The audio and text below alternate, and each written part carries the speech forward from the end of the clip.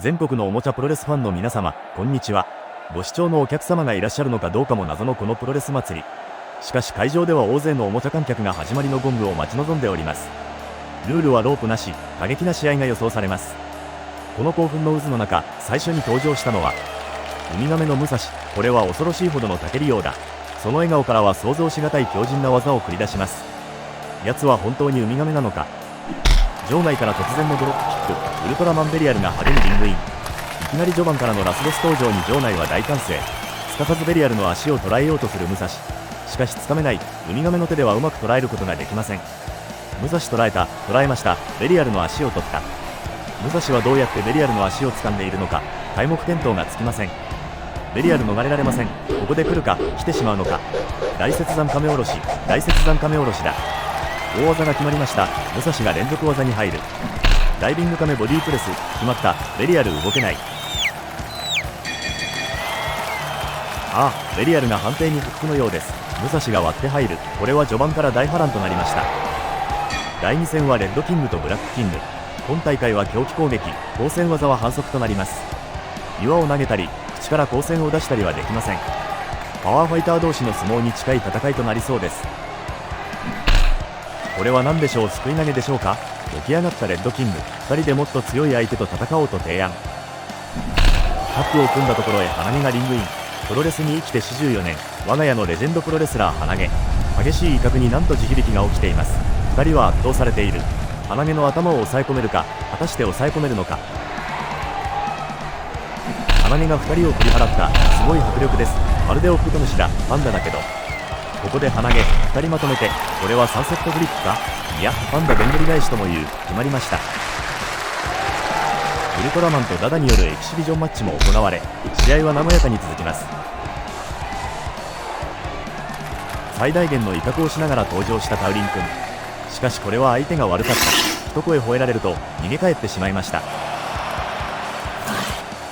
タイラントとブレイザー、つわもの同士の戦いです。頑張れタイラント、頑張れブレイザー。ブレイザー仕掛けたがタイラント反撃します。決まった。ファイルドライバー、やはり強いタイラント。かつてウルトラ6兄弟を相手にした働き者タイラント。お疲れ様でしたタイラント。場内も熱すぎる声援を送ります。お次はミコトとオメガの対戦ですが、何やら様子がおかしい。これはどうしたことか。ミコトがオメガに懐いております。これでは試合になりません。ほのぼのしました。白い彼の名はもち。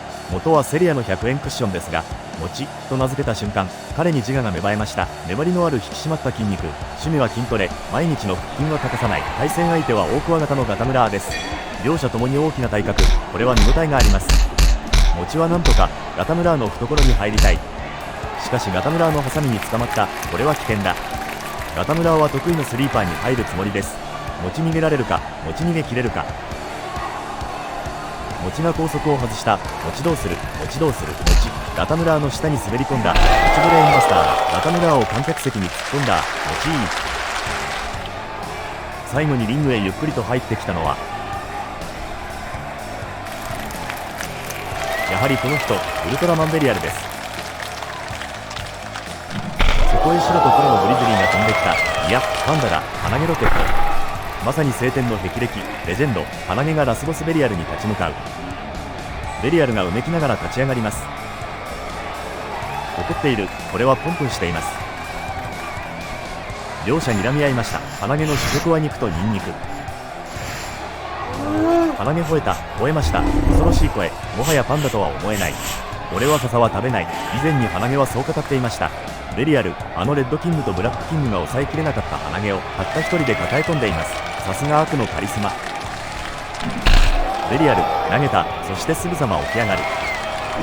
エルボードロック、決まった。